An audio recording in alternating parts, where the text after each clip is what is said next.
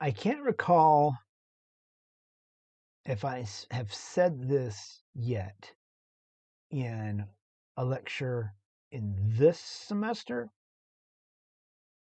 I know that I made mention of this in last week's weekly wrap-up video. And so if you go back and watch that, you'll see in that insane video that it was that one of the things I talk about is how so much of Western art, at least, has been this rinse and repeat cycle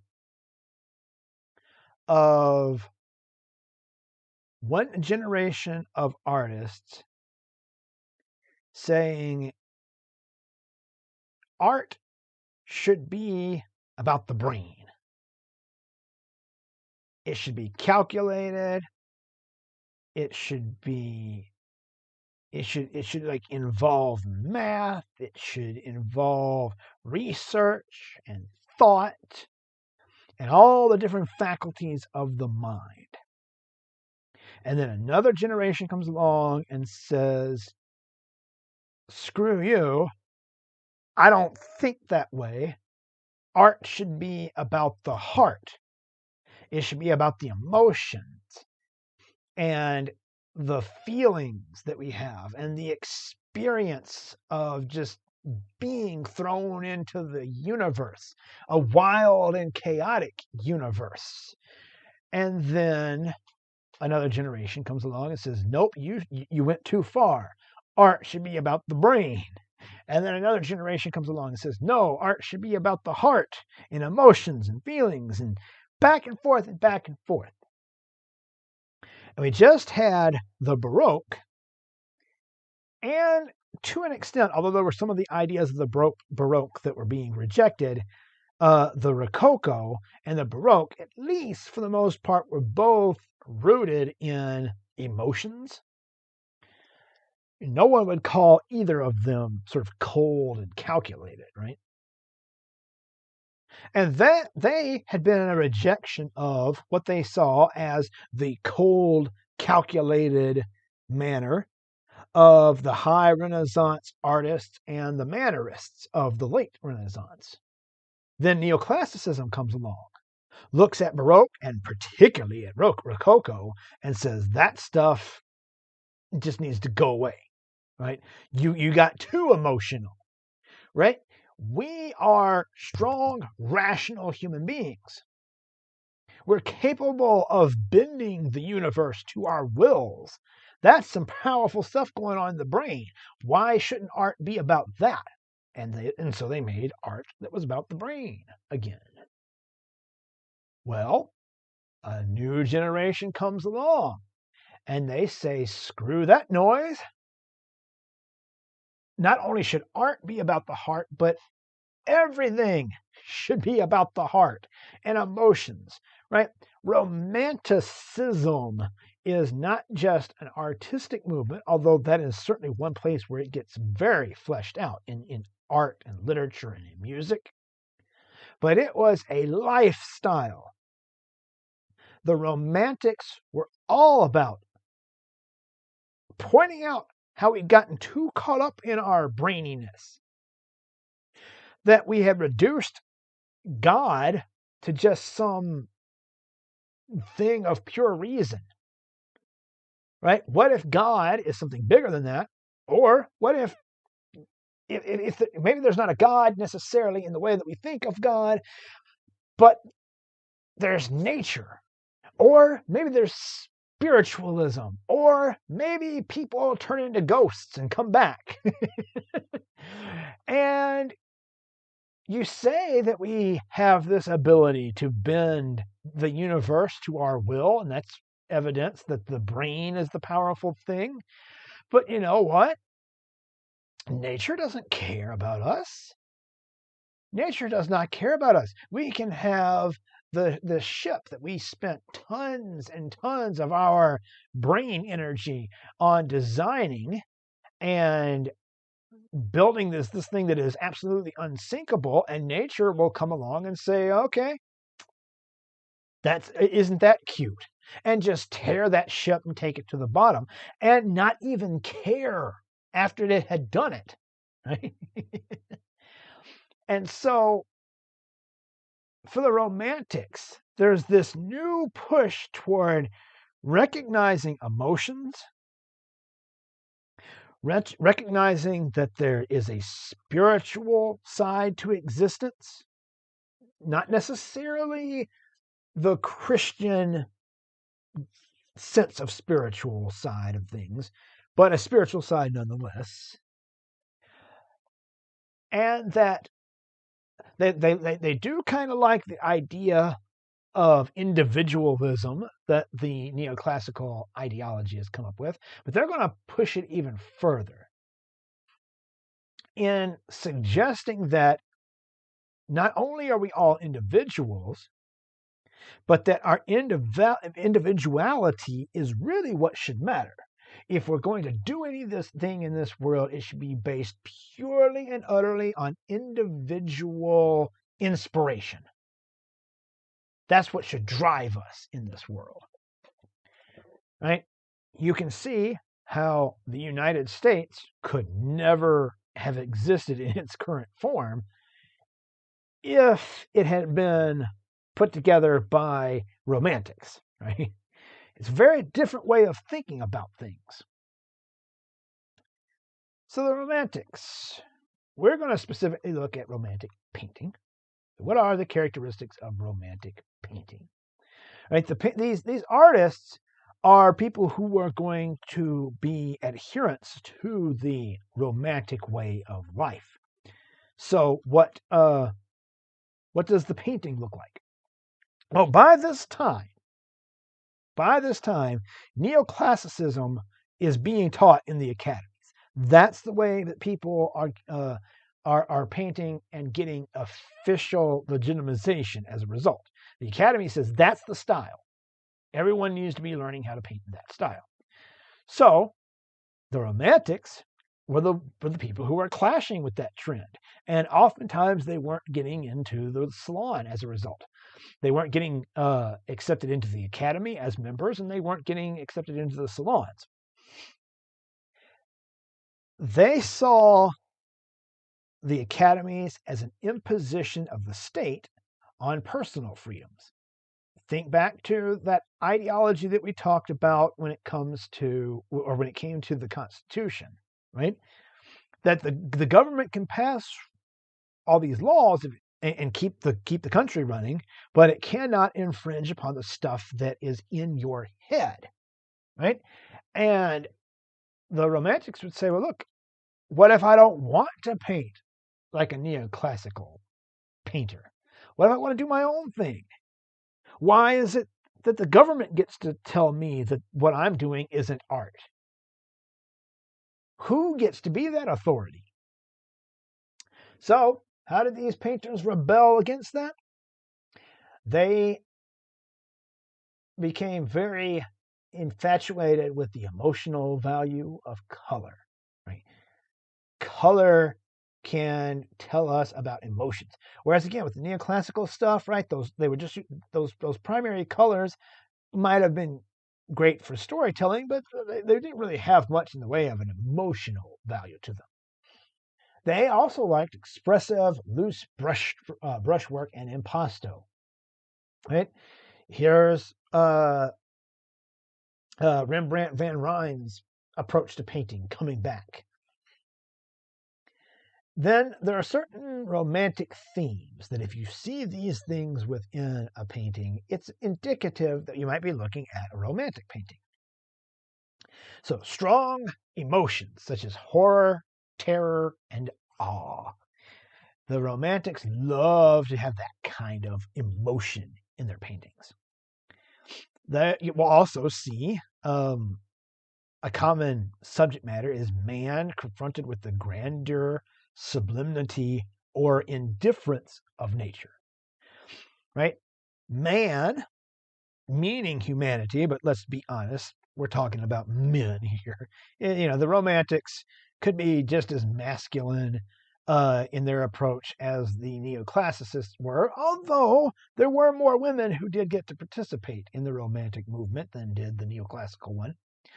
Man being confronted with huge giant vistas, like the Romantics love paintings of where a person just, it's almost as if a person has just turned a corner and seen a beautiful scene of nature in front of them, and it's so big and they feel so small in comparison, or it's so sublime and spiritual, or it's indifferent. It does not give a fuck about you. There are romantics who enjoy that, right? Allowing a human being to come into contact with nature and discovering that nature doesn't care who or what you are in the world, right? It's not necessarily out to get you, right? It's not trying to attack you. It just doesn't care. You don't even register as a blip on its radar. Then pantheistic ideals, right? We'll talk about that momentarily. Depictions of exotic locations, people, or stories. And when I say exotic, I mean what 19th century white men from the European continent thought was exotic, right? Because, again, the Romantics sort of see Western society as becoming too industrialized. That's another thing, right? The romantic movement is a rejection of the industrial revolution as well, or at least it's worried about the consequences of industrialization, and it would say that by humans in on the European continent, at least, becoming so obsessed with learning and the brain and reducing everything down to math and easily understandable concepts, and well, not easily understandable, but at least easily reduced concepts, and imposing some sort of order on the universe, and becoming an industrialized nation that is our industrialized society that is moving away from the land and away from nature and into urban areas, that kind of movement, that sort of thing that's going on, has made the European continent one that has become out of touch with whatever was our more quote unquote primitive nature. All right. Now, you hear that word primitive, and yes, it's gonna have some imperialistic as well as racist overtones to it when you start to realize that the reason exotic locations and people and stories became interesting to the Romantics was A, because they were sick of the neoclassicists all wanting to just talk about ancient Rome and ancient Greece all the time. They're like, there's other stuff on this planet other than ancient Greece and ancient Rome. Let's take a look at some of those. But also, it's inherent. I don't want to suggest that the people practicing in this intended to think this way, but they were white European dudes, and their brains thought a certain way, and they thought, because we are this industrialized continent, we are clearly more advanced. And by becoming more advanced, we've lost touch with what we once were. And if we look at people from other continents like Africa, Asia, the Middle East, people who are more quote unquote primitive, those people are closer to this thing that we have left behind. So you see, it's sort of like a backhanded compliment, right? We admire these people, or these cultures rather, from primitive, exotic locations, because they are closer to something that we wish we could still attain. But inherent in that way of thinking is that somehow we are a more advanced people than some other group. You'll see what I'm talking about when we get to it. Another characteristic are exaggerations of nature and proportions for emotional effect. This, a human being coming into contact with a giant cliff, and that cliff just goes into the stratosphere. It's so big because that artist wasn't concerned with whether or not the cliff looked the way it actually looked when they were there, but how it made them feel. And they want to recreate that emotion in the painting. And national pride, because the some of the patriotic feelings that were in place with neoclassicism did transfer over to the Romantics, but also the Romantics had this sort of sense of nostalgia. This sense of nostalgia had them looking back as though there was once a better time. For them, it was the Middle Ages. They looked back at the sort of romanticized notion of the Middle Ages as if it was just this great period that we should get back to.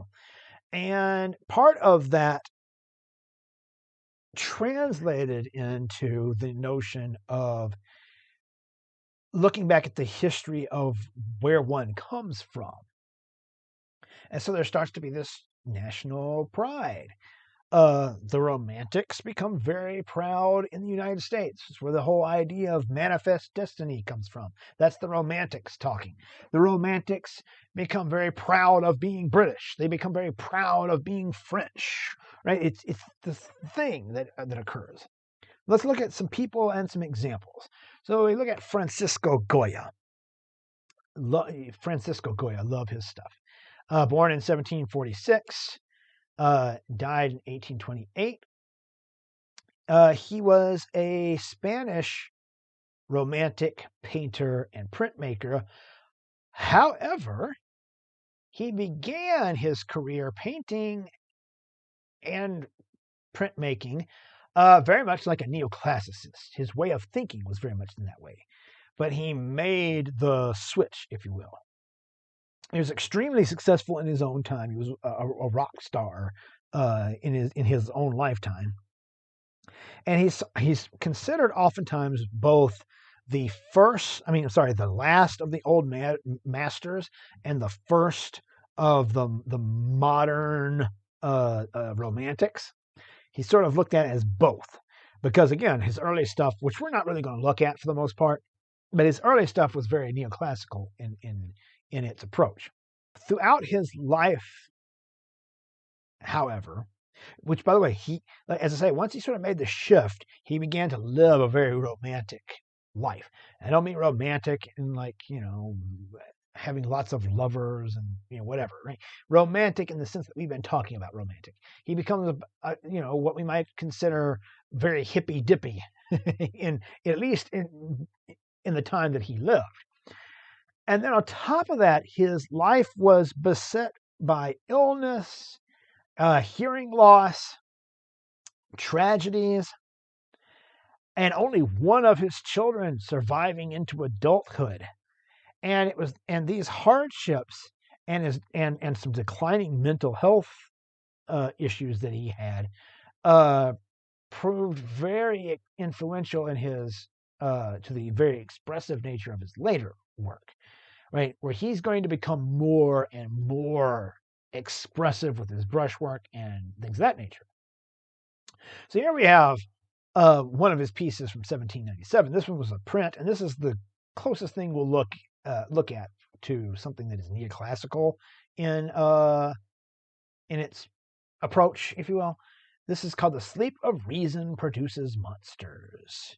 We have Goya here imagining himself. This is meant to be a self-portrait. Asleep amongst his drawings. He was in the middle of drawing. Right there's his drawing tools. He falls asleep, and when one falls asleep, reason goes away, and that can invite the darker things that you don't want to think about into your life. The work includes owls that might be symbols of folly rather, and bats, which would have been a French symbol for ignorance. He's not French, he's Spanish, as we just said, and he sort of sees the Spanish society as being in decline. And as I said, he was a bit of a neoclassicist at the time. And so the lesson here seems to be keep your wits about you. Because if you let reason slip, you allow all this other stuff in. But here's the thing. Those are some pretty scary looking creatures. He already had a little bit of romanticism sneaking in there. Right? His love for these creatures. So it would not take long for his stylistic approach to go fully romantic. Like this piece, the 3rd of May, 1808, which was painted in 1814. And this is romantic. It is meant to draw upon your emotions. The story being told is meant to be one that is emotional. The story, which is a thing that happened on the 3rd of May, 1808, was a French invasion of a Spanish town. By 1808, it's Napoleon and his imperial army branching out and trying to conquer as much as possible. And upon the sacking of this town, in particular, I wish I could remember, I should have made a note about what the town was. The people who had dared to fight back were taken out of the town and were executed by firing squad. But how does Goya choose to paint this? Well, first off, you see his much more wild brushstrokes. And there's not so much of an insistence upon perfect proportions and things of that nature, because that wouldn't be emotional enough. The paint is sort of slathered on there. We talked about the emotional use of color. Look at the red of the blood as this man dies here on the ground, who's already been shot, and the other bodies that his body has fallen on top of. But he does some other things. Right? Again, it's meant to be emotional. He wants there to be an emotional connection here. So he has here the French soldiers they have this big giant lamp with them that is illuminating the scene, and he made sure right smack dab in the middle of it all to have this one guy who's wearing a white shirt so that he stands out from everything, and you can't help but see him and this other face next to him, and we can't help but sympathize with them because we have been given their faces, we have been given the anguish that they're going through as they face their death. We get the feeling of this man here pleading for his life. And how do we know that we are meant to sympathize with these Spanish people who are on the left side of the image? Well, again, they are the ones who are lit very well. But if you come over here to the French army, you'll notice not a single face can be seen. They are all anonymous. They are a machine that are all working as one. We're not meant to sympathize with them. They all have their guns trained on the individuals to the left. And notice, if you pay closer attention to these French soldiers over here on the right, he's painted them to a certain extent in David's style. He's painting them in a neoclassical style. Look at their stance. If that's not meant to be a reference to the Oath of the Herati by David, then I don't know what is. And when it comes to them, he's even done what the neoclassical painters would do and has given like much more harsh outlines around all of these figures to make them stand out. That was that neoclassical approach to painting. While over here, the paint is much more softly applied, and edges aren't as clear and sharp as they are over here, right? Because this is meant to symbolize France. This is meant to symbolize Spain.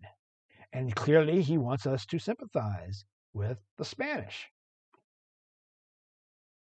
Now, late in his life, as I said, his declining mental health really got the better of him. This painting, referred to as the Saturn devouring his son, is a name given to the painting. It's the subject matter that is believed to be what he was painting here, the traditional interpretation of this painting. It was found upon his death in 1823, when he lived out the last few years of his life, from 1819 to 1823. That's why we don't know when for sure this was painted. Living essentially alone with a caretaker as his mental health continued to decline. And he painted murals on all the walls within the home that he was living in. And this is one of them, Saturn devouring his son. What it's believed to depict is the Greek myth of the Titan Kronos, or Saturn, who, fearing that he would be overthrown by one of his children, decided to instead eat them upon their birth. Now, that's why, this doesn't appear to be a child. This appears to be a grown man, but still. So these paintings are referred to as his black paintings because of their dark subject matter, the dark storytelling, the dark palette. We see this emotion coming through here, and many people believe, now, this could be a lot of people throwing their interpretations on the work itself, but many people believe that by this point, the death of all but one of his children, before they were able to become adults, had gotten to him, and that you see this painting of Saturn devouring one of his own children. And look at the pain in his face, as he doesn't want to do this, but feels like he must. Many see that as perhaps his way of working through the pain and anguish of having lost so many of his loved ones. Now, understand, because many people will look at this late work of Goya's and say, well, of course, only a person who was suffering from mental illness could have painted this stuff. I'm not trying to say that, right? The notion of the mad artist is one that, interestingly enough, sort of begins with the Romantics, and it's one that we sort of still hang on to. But understand, that's not the takeaway I want you to come away with this. It wasn't that Goya is completely he has no lucidity and is just painting wildly, and this kind of thing is coming out of it. We can assume that his own beliefs about the emotional nature of the universe is coming through in this piece. That's what I mean. All right. So then we've got Caspar David Friedrich.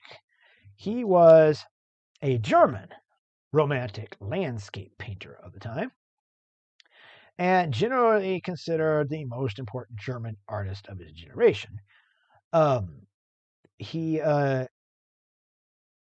highly thought of in Germany, and is just like Rembrandt is considered like one of the most important Dutch artists, Caspar David Friedrich is that for Germany. His paintings are usually allegorical landscapes, which typically feature contemplative figures, and he was a pantheist.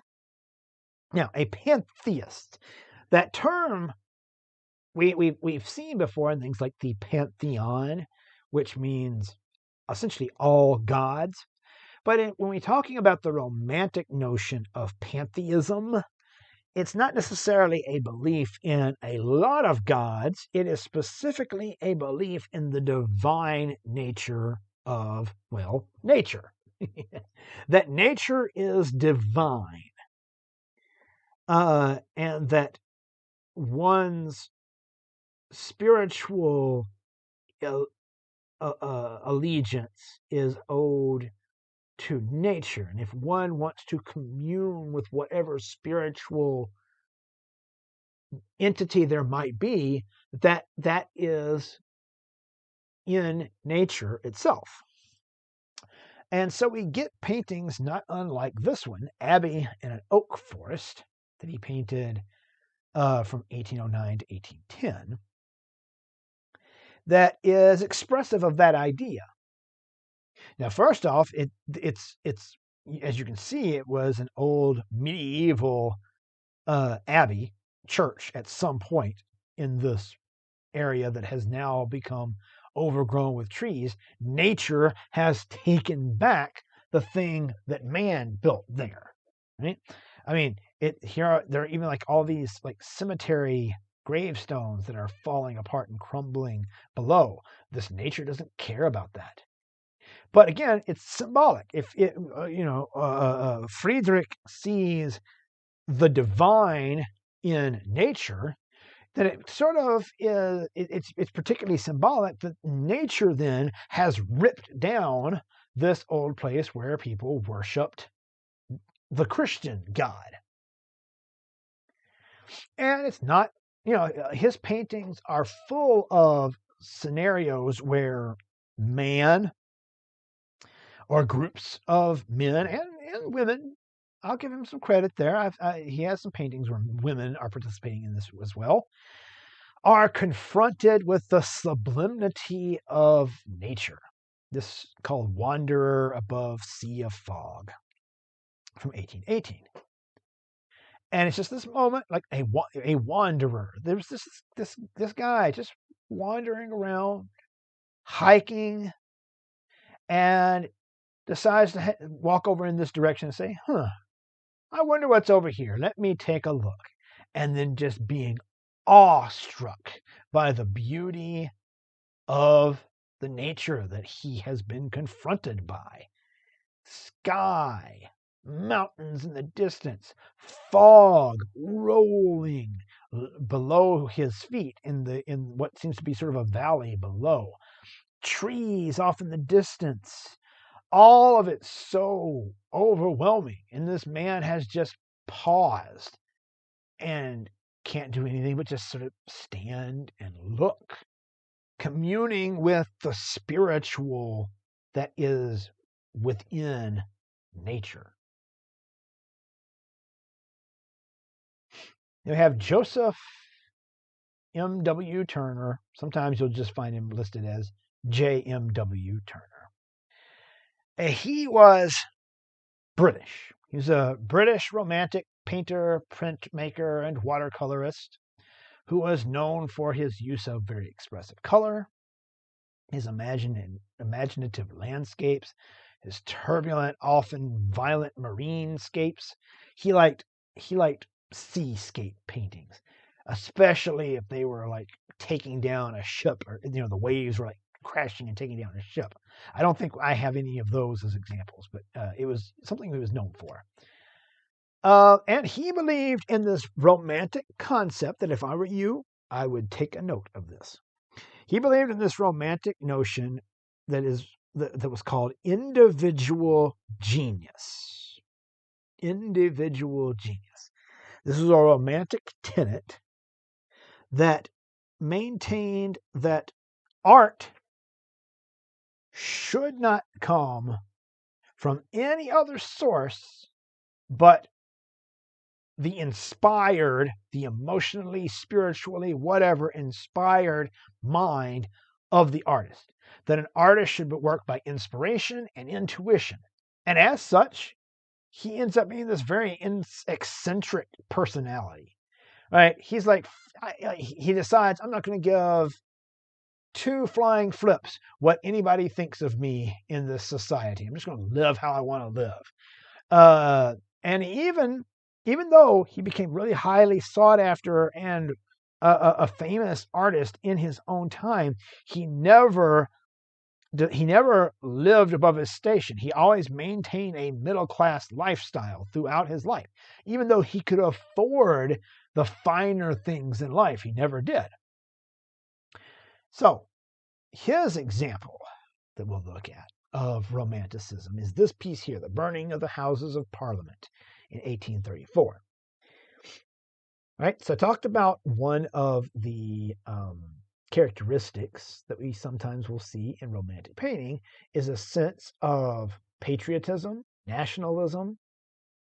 And here we see Turner painting an event that happened. He was actually there and witnessed and saw this when the Houses of Parliament, a symbol of the constitutional monarchy that Britain was at this time, had caught fire.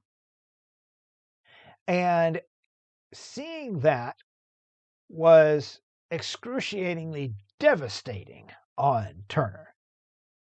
And so when he paints it as in such a way as to showcase that emotion. Move myself over here. First off, Turner didn't paint in any way that could be called traditional. He would stab at the canvas with paintbrushes. He would use his fingernails and scratch into it. He'd throw dirt onto the canvas. He would spit.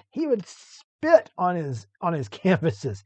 And where other painters had certain ways of holding their brushes and flicking of the wrist and all these techniques, he would just jab and grind his paintbrushes into, and sometimes even use the actual handle of the paintbrush and grind that in, so that his paintings take on this extremely expressive nature, this impasto, and the sense that a human being actually made the thing, right?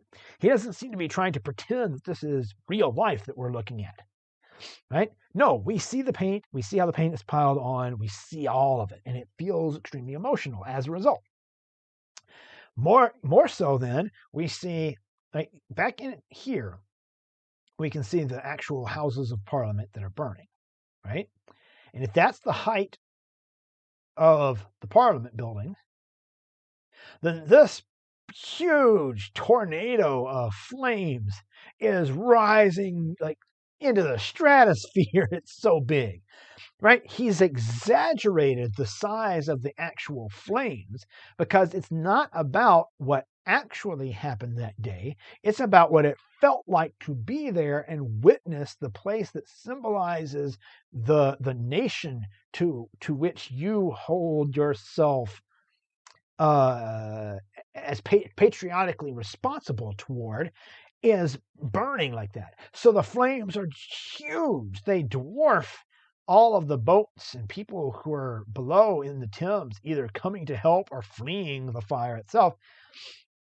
And it's that color, right? Those oranges and yellows and reds contrasting with the blues of a day that looks like it probably would have been a nice day had this not been happening.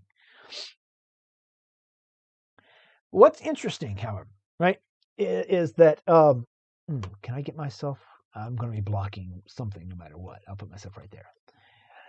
Is that Turner, he claims this notion of individual genius, and that a true artist should be working by inspiration alone.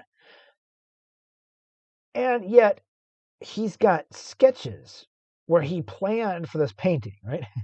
He was there on that day, and these are little watercolors that he did of the scene as he watched it happen. But you can see him playing around and trying to figure out, like, how will I paint this? So even as much of a romantic, a believer in the notion of individual genius as Turner was, we have evidence here and there of him planning his paintings, which kind of goes opposite of that. And again, industrialized London, you can see him painting what it felt like to be in that situation as well. This is Rain, Steam, and Speed, the Great Western Railway, where it's meant to look like the steam, smoke, gritty feeling, atmospheric scene that he would have been looking at. But it's meant to be emotional. We're meant to see, like up in here, all the places where his fingernails scratched into the painting.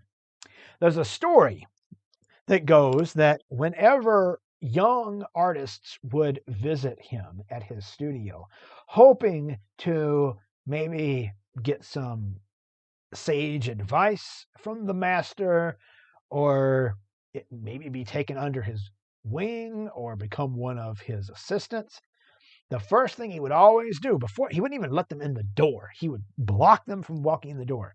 And he would say, "Show me your hands." They would hold out their hands.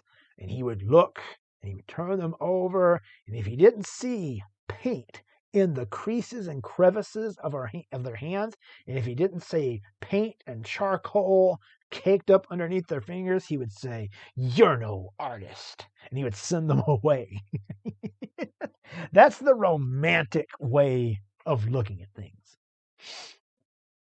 All right, so next, then, I have a video that will be in Google Classroom attached to all of this that I want you to look at. It's a very short clip from a movie called Mr. Turner that was about the life of Joseph M.W. Turner.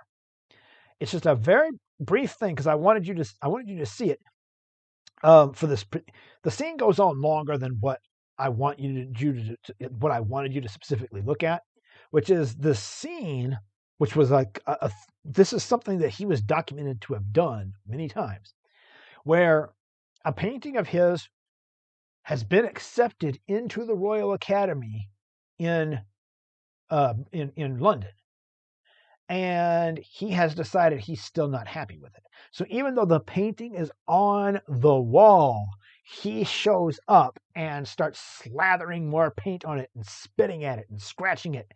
It's on the wall. It is being displayed for people to see, and he still does this to it. So I want you to watch that. After that's over, it like cuts to a different scene in the movie. If you want to end it there, that's fine. All right.